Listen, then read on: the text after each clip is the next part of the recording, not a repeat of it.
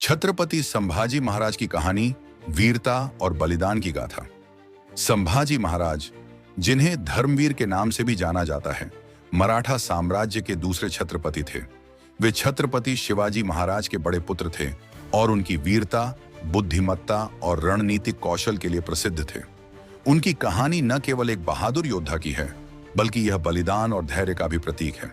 संभाजी महाराज का जन्म 14 मई 1657 को पुरंदर किले में हुआ था। वे बचपन से ही असाधारण बुद्धिमान और कुशाग्र थे।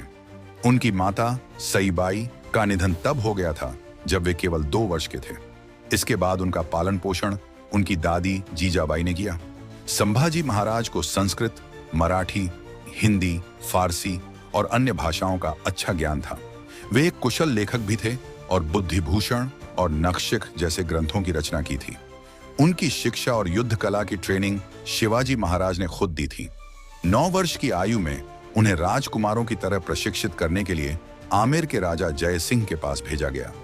वहां उन्होंने कूटनीति, राजनीति और युद्ध नीति सीखी।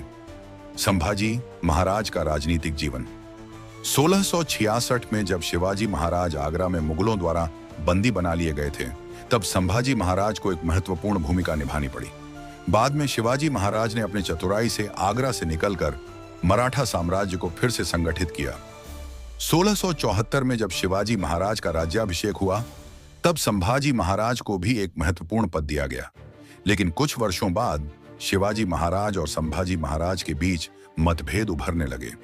संभाजी महाराज के व्यवहार और उनकी स्वतंत्र सोच के कारण उन्हें 1678 में पन्हाला किले में नजरबंद कर दिया गया।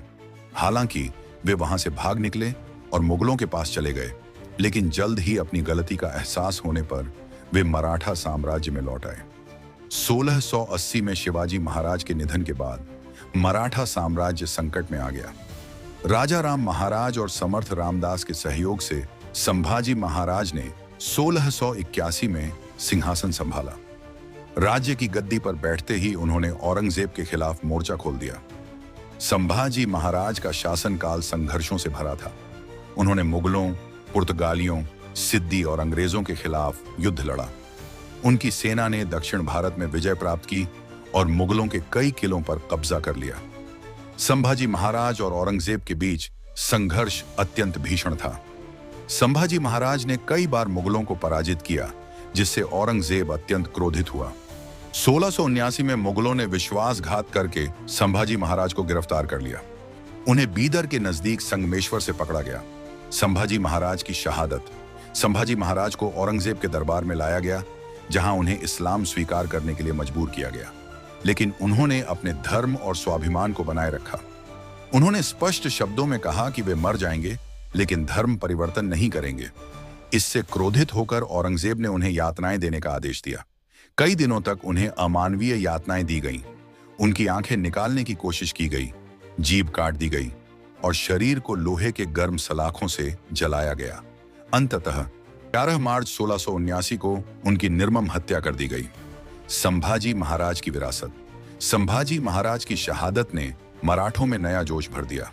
उनके बलिदान के बाद मराठों ने औरंगजेब के खिलाफ संगठित होकर लड़ाई जारी रखी और अंततः मुगलों को परास्त किया। संभाजी महाराज केवल एक योद्धा नहीं थे, वे संस्कृति, धर्म और स्वाभिमान के रक्षक थे। उनकी बहादुरी और बलिदान आज भी प्रेरणा का स्रोत है।